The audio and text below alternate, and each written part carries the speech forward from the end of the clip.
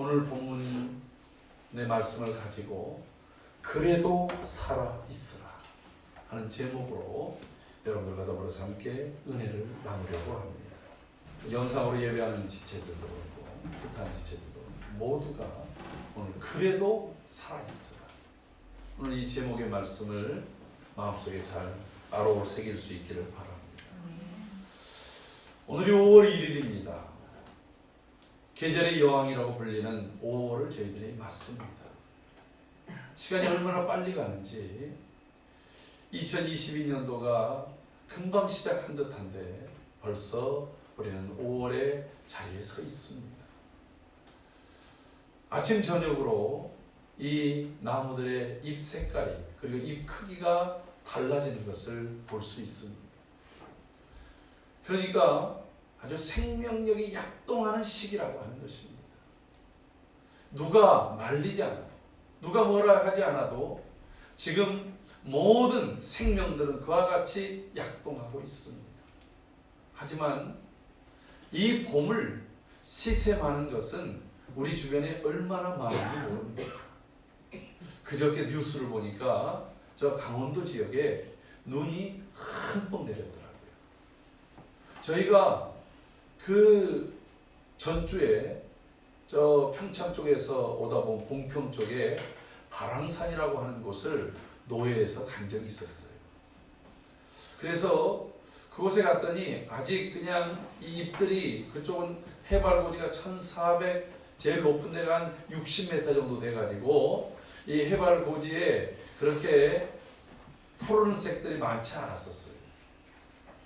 그런데 그곳에 TV에서 비춰주는데 눈이 그냥 속히 내려가지고 피어있는 꽃들 위에 눈이 쌓여있더라고요. 여러분, 5월이 거의 다 됐는데도 불구하고 눈이 그렇게 내리면서 그 얘기는 뭐예요? 기온이 내려갔다는 얘기죠. 날씨가 추워져서 이제 이 봄이 오는 것을 시샘하는 그런 마지막 몸부림이 아닌가 싶습니다. 근데 그 시기에 우리 이 음력 절기가 어떤 건 줄 아십니까? 이파래인 거예요. 여름 문턱 앞에 온 시기인데도 불구하고 우리의 환경에서는 눈도 내리고, 어떤 날은 에어컨을 켜야 되고, 아침에는 히터를 틀어야 되고 하는 이러한 것들을 반복하는 이러한 시기가 오늘 우리의 시기 아닙니까? 저는 마치 이런 것이 우리의 영적 상황과 너무나도 비슷하다라고 하는 것이죠.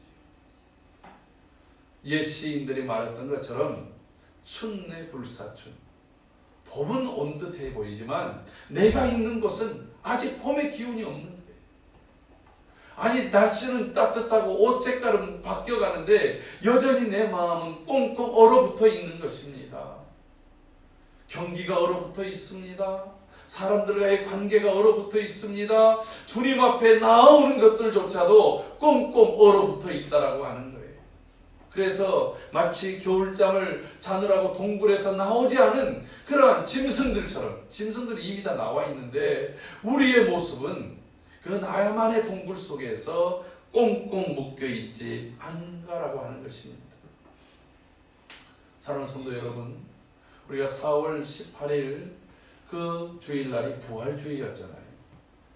사망과 저주의 권세, 율법의 권세를 깨뜨리시고 우리에게 영원한 승리를 주신 예수 그리스도의 부활을 경험한 우리들입니다. 교회입니다. 더 이상 그러한 것들이 우리를 발목 잡을 수 없다라고 하는 것입니다. 여러분, 4월 19일부터 거리두기가 해제됐습니다. 영업시간 제한이 사라졌습니다. 그리고 그 다음 주 월요일부터 교회나 모든 공공장소에서 식사를 하는 것들도 다 허용이 됐습니다. 세상은 다 그렇게 풀고 있습니다. 내일부터는 실외에서 마스크를 이제 하고 다니지 않아도 된다고 발표를 했습니다. 여러분, 여전히 몇만 명씩 그 코로나 확진자들이 나오고 있지만, 그러나 과거에 비해서 그 기세가 약해졌고 백신을 맞는 그러한 것들이 이제 어느 정도 충분해졌다고 해서 풀고 있습니다. 그런데 우리의 모습은 어떻습니까? 코로나가 종식된 것은 아니지만 이제 어느 정도 안정화됐다라고 뚜껑을 확 여는 순간에 우리의 영적 상황, 교회의 상황은 정말로 너무나도 처참한, 마치 저 히로시마 나가사키의 원자 폭탄이 떨어지고 난 다음에 모든 것들이 무너져 버렸던 그런 모습처럼 우리의 영적 상황들은 되어져 있지 않나요? 그런 시기에 오늘 5월 1일을 맞습니다. 하나님께서 주시는 그 생명, 주님이 부활하신 그 부활의 능력이 이 5월에는 우리 안에서 능력과 권세로 나타나기를 주의 이름으로 축복합니다. 성령이 그들 가운데에 임하셔서 그들 속에 역사하셨던 그 능력과 권세를 함께 사모하며 나도 살고 내 가정도 살고 우리 교회가 다시 살아나서 이 지역과 민족과 열방을 향한 하나님의 뜻을 이루어드리는 귀한 교회로 쓰임받기를 소원합니다. 오늘 그런 이 한국교회의 모습과 같은 똑같은 상황이 에스겔서에 2번이나 나타나 있는 것을 볼 수 있습니다. 하나님께서 에스겔 선지자에게 이 이스라엘, 유다의 영적인 그러한 모습을 오늘 뭐라고 얘기를 하시냐면, 오늘 본문을 함께 읽어볼까요? 본문 속에 가면 4절, 5절 우리가 읽지 않았는데 한번 같이 보도록 하겠습니다. 4절, 5절 말씀. 내가 난 것을 말하건대 내가 날 때에 내 배꼽 줄을 자르지 아니하였고 너를 물로 씻어 정결하게 하지 아니하였고 내게 소금을 뿌리지 아니하였고 너를 강보로 싸지도 아니하였나니 아무도 너를 볼보아 이 중에 한 가지라도 내게 행하여 너를 불쌍히 여긴 자가 없었으므로 내가 나던 날에 내 몸이 천하게 여겨져 내가 들에 버려졌느니라. 여러분, 이스라엘의 근원, 그들의 상황을 이렇게 말하고 있습니다. 너희가 세상에 태어났다.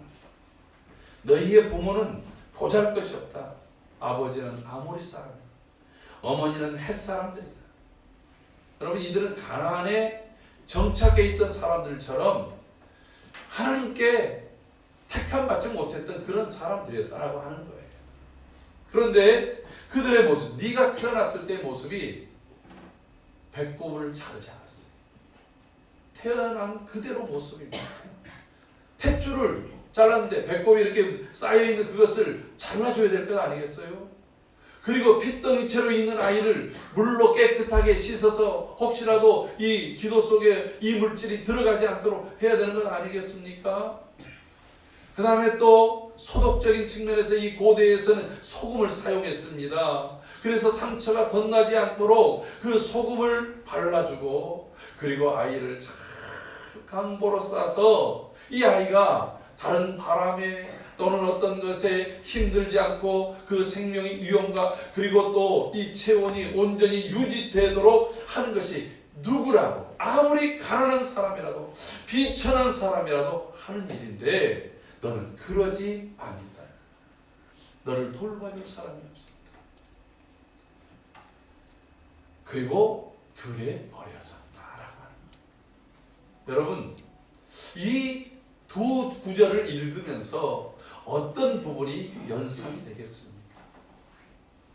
아마도 지금 이 아이를 낳은 여인이 홀로 아이를 낳다가, 들녘에서 아이를 낳다가 그만 힘이 약해서 자신의 목숨이 끊어져 버린, 애만 낳았고 자신이 죽어버린 것과 똑같은 것 아니겠습니까? 첫 번째는 그거예요. 엘리의 며느리 그 홈리의 아내가 아이를 낳습니다. 그런데 아이를 낳던 그날 자신은 지금 대제사장의 며느리입니다. 장남의 며느리니까 여러분 얼마나 귀한 존재입니까? 그런데 자기가 태어나던 아이를 낳던 그날 남편과 또 아주머님이 죽습니다. 전쟁에 패합니다. 하나님의 법궤를 빼앗깁니다. 그 소식을 듣고 시아버지가 깜짝 놀라서 의자에 앉아있다가 뒤로 넘어져서 목이 부러져 죽습니다. 여러분 그 충격, 그 스트레스에 아이를 낳다가 그만 자신도 난사하다가 죽게 되어집니다. 여러분 저는 그 아이, 그래서 엄마가 이 아이를 보면서 정말 너는 태어난 것이 왜 이렇게 불행스러운 때 태어났느냐, 너는 왜 이렇게 사랑받지 못할 때 태어났느냐 해서 이름을 이가봇이라 지었잖아요. 하나님의 영광이 떠나버렸다. 행복이 떠나버렸어요. 은혜가 떠나버렸어요. 불행을 그대로 안고 태어난 아이라고 하는 거예요. 마치 엄마가 아이를 낳다가 엄마가 죽고 이 아이가 버려지면 이 아이의 상황이 어떻게 되겠냐라고 하는 거예요. 아니면 이 아이의 모습이 내가 도저히 날 수 없는 상황 속에서 아이를 낳은 거예요. 이따금씩 어린 아이들이 또는 홀로 이 아이를 낳고 키울 수 없는 사람들이 핏덩이 같은 아이들을 어디 공중 화장실에서 애를 놓고 그리고 버리고 간 일들이 뉴스에 심심치 않게 나올 때 우리는 너무 마음이 아픕니다. 여러분 그런 것과 함께 비견되지 않습니까? 그러니까 이 태어남이 축복이어야 되고 태어남이 모두에게 기쁨이 되어야 되고 자기의 태어남이 모두에게 소망을 주는 삶이 되어야 되는데 그의 태어남은 버려진 존재, 불행한 존재의 모습으로 있었다라고 합니다. 오늘 이 아이가 오늘 우리가 읽었던 6절 말씀 다시 한번 봅니다. 그때 그래도 이 아이가 죽지 않으려고 했던지 내가 내 곁을 지나갈 때 그때 이 아이가 태어나가지고 들에 버려져 있는 그때 하나님이 그 곁을 지나가시던 것이었습니다. 내가 핏두성이가 되어 발짓하는 것을 살아보겠노라고 몸부림치는 거예요. 그런데 점점 기력을 잃어갑니다. 아이가 태어났으면 어머니의 젖이라도 물어야 될 것입니다. 그리고 그를 잘 싸매 주어서 그의 체온이 떠나가지 아니해야 될 것입니다. 혹여라도 들에서 다른 맹수라도 그를 공격하지 않도록 누군가는 보호해 줘야 됩니다. 근데 이 아이의 처지는 그저 아무것도 없이 배꼽이 그대로 달려있는 채로 탯줄이 단전이 잘려지지 않은 채로 그대로 발짓하면서 울고 있었던 것입니다. 그런데 그때 하나님께서 그것을 보시고 이 아이에게 이렇게 말씀하시는 거예요. 너는 핏투성이라도 살아있으라. 너는 핏투성이라도 살아있으라. 두 번이나 이 말씀을 하시면서 주님이 이 아이를 안고 이 아이를 데리고 갑니다. 물로 씻어줍니다. 그리고 이 아이에게 탯줄을 잘라줍니다. 그리고 또 다시 이 아이에게 강보를 입힙니다. 거기에 소금을 쳐줍니다. 남이 돌보지 아니하였던 그 모든 것들을 하나님께서 그와 같이 행하셨다라고 합니다. 그래서 이 아이가 살아났습니다. 이 아이가 여성이었던 모양이에요. 날마다 건강하게 자랍니다. 그리고 머릿결도 아름답게 몸매도 여성스럽게 자라갑니다. 그런데도 이 아이는 여전히 벌거벗은 모습으로 놓여져 있습니다. 여러분 성경에서 벌거벗었다는 모습이 무엇입니까? 우리가 아담이 선악과를 알게 하는 나무의 열매를 먹고 자신들이 벗은 줄 알고 부끄러워했습니다. 옷을 벗었다는 것은 바로 우리의 수치, 우리의 있는 그 모습 그대로를 드러낸 것입니다. 그 첫 번째가 수치요, 두 번째가 두려움인 것입니다. 죄는 그런 부끄러움과 그리고 두려움이 함께 있는 것입니다. 여러분, 하나님께서 이 아이의 탯줄을 잘라주신 거예요. 여러분, 여기에서 나온 말이 구별됐다, 거룩이다라고 하는 말이 바로 여기서 나온 거예요. 우리가 거룩이다 할 때 이게 잘려졌다. 아이가 엄마와 생명으로 연결됐던 그 탯줄을 자르듯이 잘라졌다. 무엇으로부터? 하나님께로 옴으로 인해서 세상으로부터 잘라지고 사망으로부터 잘라지고 저주로부터 잘라졌다라고 하는 것입니다. 그래서 하나님께 속해 있다. 저는 오늘 이 말씀을 읽으면서 오늘 하나님이 우리 모든 성도들을 향해서 우리의 모습을 한번 보자는 거예요. 앞서 얘기했던 것처럼 이 코로나 이전부터 우리 한국교회는 정말 점점 어려워져 갔습니다. 세상으로부터 신뢰를 잃게 됐습니다. 손가락질을 받습니다. 교회를 떠나가지고 나는 믿는다고 말하지만 교회로 나오지 않는 소위 말하는 가난한 성도들. 가난한 성도가 뭔지 아세요? 그걸 뒤집어서 거꾸로 보면 안 나가. 교회는 안 나가는 성도들을 가난한 성도라고 말한대요. 여러분 참 안타깝고 부끄러운 얘기입니다. 그러한 사람들이 점점 늘어났습니다. 코로나 2년 4, 5개월을 지나오면서 한국교회에 무려 15,000교회가 문을 닫았다고 말합니다. 그것도 지난 12월 달에 그 통계가 그렇답니다. 뿐만 아니라 150만 명의 성도들이 교회를 떠났다는 그러한 보고를 하고 있습니다.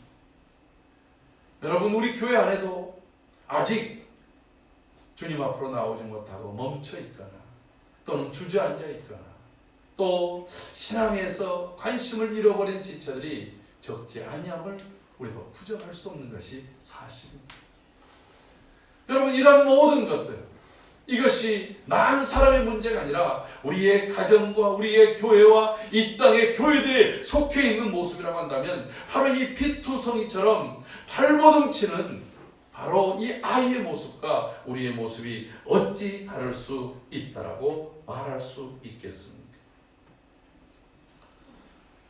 그런 모습 속에서 많은 것들이 포기하려고 하는 거예요. 주의 종들이 포기하려고 하는 거예요. 교회에 세를 못 내서 포기하려고 합니다. 이자를 감당하지 못해서 포기하려고 합니다. 교회들의 이 경매 사이트에 보면 수백억짜리 건물에서부터 아주 몇천만 원짜리 그 상가들까지도 어마어마하게 그냥 본물 터지듯이 나와 있는 것들을 볼 수 있습니다. 이게 얼마나 지금 상황이 어렵고 고단한가 하는 것을 말해줍니다. 근데 그럼에도 불구하고 오늘 하나님께서 그래도 네가 피투성이라도 살아있어. 오늘 이 하시는 이 말씀을 내게로 주신 말씀, 내게로 주신 하나님의 명령으로 받을 수 있기를 주의 이름으로 축복합니다. 포기하면 안 된다는 거예요. 하나님이 주신 생명, 다른 사람들에겐 버려진 존재처럼 오늘 여기 본문에 나와 있는 것처럼 천하게 몸이 천하게 여겨져서 들에 버려져 있는 것처럼 보여졌다 할지라도 오늘 하나님께서 우리를 바라보시면서 여러분 하나님이 우리를 바라보시는 것이 은혜고 하나님이 우리에게 말씀하신 것이 하나님의 그 무조건적인 선택이고 하나님이 우리를 만져주신 것이 불가항력적인 은혜임을 믿습니다. 여러분 이 사실을 깨닫는 성도 하나님의 말씀을 의지해서 내가 여전히 하나님 살고 싶은 소망이 없습니다. 내 건강이 얼마나 약해졌습니까? 내 형편이 얼마나 고단합니까? 내 주변의 모든 것들이 하나하나 다 무너졌습니다. 관계가 깨졌습니다. 자식들이 말을 듣지 않습니다. 앞길이 보여지지 않습니다. 갖가지의 얘기들. 복음을 들고 바깥에 나가보십시오. 사람들의 눈총이 여러분 비아냥거리는 경멸의 눈초리들을 바라봅니다. 그럼에도 불구하고 사명이니까 나가야 되는데 여러분 그 걸음들이 두렵습니다. 나 한 사람 신앙생활을 유지하는 것조차도 어렵다고 말하는 사람들이 많습니다. 여러분 그럼에도 불구하고 하나님을 붙들어야 사는 것입니다. 그래도 살아있어야 되는 것입니다. 왜 그렇습니까? 전도서 9장 4절 말씀을 보니까 이런 말씀이 있습니다. 모든 산 자들 중에 들어있는 자들에게는 누구나 소망이 있음은 산 개가 죽은 사자보다 낫기 때문이니라. 무슨 말이에요? 내가 그래도 아무리 힘들고 어려워도 정말 포기하고 싶은 그런 상황에 놓여져 있다 할지라도 살아있는 사람 중에 내가 놓여져 있는 것은 소망이 있다라고 합니다. 그래서 옛말에 살아있는 개가 비천한 개가 죽은 짐승들의 왕인 사자보다 낫다라고 말합니다. 여러분, 욥기서에서는 그런 말씀이 있습니다. 나무는 소망이 있나니, 희망이 있어요. 나무가 잘릴지라도 거기에서 새 움이 나기 때문이라는 거예요. 여러분, 나무가 밑둥치가 잘려버렸어요. 우리는 끝났다고 보는 거예요. 그런데 그 잘린 나무 곁에서 작은 구루터기가 하나 나더니 거기서부터 다시 한 가닥의 그 줄기에서 이것이 계속해서 꺼져서 또 다른 나무로 또 다른 열매를 맺는 생명으로 나가기 때문에 나무에게는 소망이 있다는 거예요. 어떤 나무? 살아있는 나무, 포기하지 않는 나무, 거기에는 소망이 있는 줄로 믿습니다. 오늘 하나님께서 네 상황이 피투성이라도, 네 상황이 아무리 힘들고 어려운 상황이라도 그래도 살아있으라 하는 이 하나님의 말씀을 듣는 사람에게는 소망이 있는 것입니다. 왜냐하면 하나님이 말씀하실 때 그 말씀 속에 생명이 있고 하나님의 말씀을 듣는 자에게 능력이 있고 권세가 있기 때문에 그렇습니다. 하나님의 말씀을 듣는 것이 은혜요 축복인 줄로 믿습니다. 사랑하는 성도 여러분, 우리가 어떻게 하면 다시 살아날 수 있겠습니까? 하나님이 살아 그래도 살라고 말씀했는데 어떻게 해야 살 수 있습니까? 무엇을 먹어야, 무엇을 해야, 어떻게 해야 살 수 있냐 말입니다. 우리 신명기 8장 3절에서 이렇게 말합니다. 너희를 광야에서 40년 동안 만나를 먹게 했는데 그 이유가 무엇이냐면 사람이 떡으로 사는 것이 아니라 하나님의 입에서 나오는 모든 말씀으로 살리람과 같으니라. 할렐루야. 그 말이 무슨 말이에요? 여러분, 우리가 며칠 굶어보세요. 기력이 떨어집니다. 40일 금식하는 사람들도 있다고 믿습니다. 그런데 더 이상 해보십시오. 죽습니다. 사람이 양식이 공급되지 않고 살 수 없어요. 그런데 하나님께서 광야의 이스라엘, 그들은 농사할 수 없었습니다. 광야는 농사할 수 없는 곳이었잖아요. 물도 모자란 곳입니다. 그런데 그들이 40년 동안 장정 60만 3,550명이 살았습니다. 하나님이 인도하는 가나안 땅까지 가는데 그들이 굶주려서 굶어 죽지는 않았습니다. 그들이 죄 때문에 전염병으로 그리고 하나님의 진노에 의해서 죽은 적은 있어도 굶어 죽은 사람은 없었습니다. 왜 그래요? 그들을 하나님이 먹이셨다는 거예요. 만나를 내리셨습니다. 그들이 행한 일이 아닙니다. 하나님이 주신 것입니다. 곧 그 얘기는 하나님이 우리의 생명의 근원이시라고 하는 거예요. 그래서 아모스 5장 4절과 6절에서 이렇게 말합니다. 너희는 나를 찾으라. 그러면 살리라. 여호와를 찾으라. 그러면 너희가 살리라 말합니다. 하나님을 찾는 것, 하나님의 말씀을 붙드는 것, 그게 살 수 있는 길이 열리는 거예요. 에스겔 37장에 보면 하나님께서 에스겔을 한 산 중에 어떤 한 곳으로 이끌어갑니다. 넓은 골짜기입니다. 그 골짜기는 전쟁이 주로 있었던지 골짜기 전체에 해골들로 가득 차 있습니다. 그때 하나님이 에스겔에게 묻습니다. 인자야, 이 뼈들이 살아나겠느냐? 여러분, 나흘 됐던, 죽은 지 나흘 됐던 나사로를 향해서 이미 죽은 지 나흘이나 됐습니다. 이미 시신이 부패하여 냄새가 납니다. 불가능합니다라고 여러분 마리아가 얘기하지 않습니까? 그런데 이미 말라 비틀어져서 그냥 널브러져 있는 그런 뼈들입니다. 해골들입니다. 서로의 짝도 맞잖아요. 바람이 불면 부는 대로 그들이 굴러가고 이리 굴러가고 저리 가서 막 흩어져 있던 그런 뼈들을 향해서 살아나겠냐 말하는 거예요. 여러분, 그때 에스겔이 지혜롭게 말합니다. 여러분 같은 뭐라고 대답하겠어요? 하나님 미치셨어요? 하나님 왜 이러세요? 혹시 이렇게 말하지 않겠습니까? 그건 가장 이성적이고 가장 논리적인 얘기예요. 가장 이치에 맞는 얘기입니다. 근데 에스겔은 차마 그렇게 말하지 못하고 주님이 아십니다.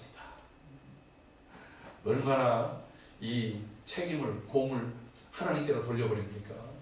나 몰라요. 이 말 속에 나는 몰라요. 나는 할 수 없어요. 나는 이게 불가능한 일인데 주님만이 아십니다. 여러분, 저는 좀 더 지혜로우면 주님이 응원하시면 삽니다. 주님이 행하시면 됩니다. 주님이 하실 수 있습니다.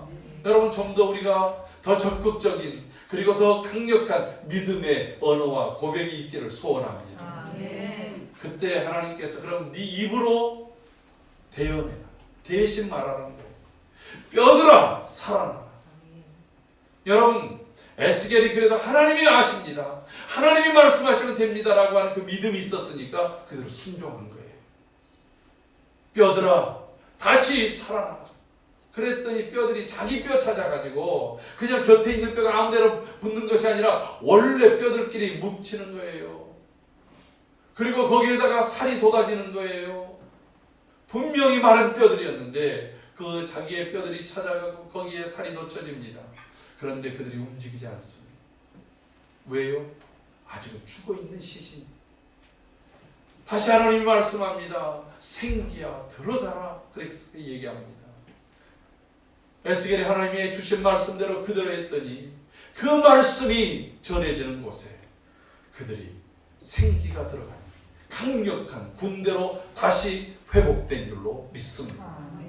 여러분, 마치 마른 뼈들처럼 널브러져 있고 아무런 능력, 아무런 역사, 아무런 것도 할 수 없는 곳이라 할지라도 살아계신 하나님의 말씀이 들어가면, 살아계신 하나님의 말씀이 들려지면 그 속에 다시 살아남이 있게 될 줄로 믿습니다. 그냥 죽어버린 널브러진 시신이 아니라 강력한 하나님의 군대로 일어서게 될 줄로 믿습니다. 사랑하는 성도 여러분, 그 말씀이 우리에게 들려지기를 소원합니다. 하나님께서 창세기 1장 3절에 빛이 있으라 하심에 빛이 있었습니다. 그대로 되어졌습니다. 그때로부터 시작해서 창조가 시작됐습니다. 하나님의 계시가 시작됐습니다. 하나님의 놀라운 역사가 시작된 것입니다.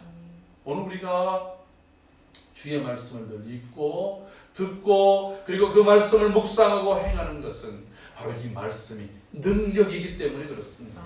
하나님의 말씀은 살았고 운동력이 있어서 좌우의 날선 것보다 예리해서 우리의 영과 혼과 관절을 찔러 쪼개고 우리의 모든 것들을 분별하고 판단하기까지 하시는 것이 하나님의 말씀인 것입니다. 오늘 그 말씀을 사모하십시오. 그 말씀을 늘 들으십시오. 그 말씀이 내 속에서 항상 머무를 수 있도록 하시기 바랍니다. 여러분, 에스겔에게 그래도 네가 피투성이라도 그래도 살아있으라 하시는 이 하나님의 말씀에 그가 살아난 거예요. 살았을 뿐만 아니라 아름답게 자라가는 거예요.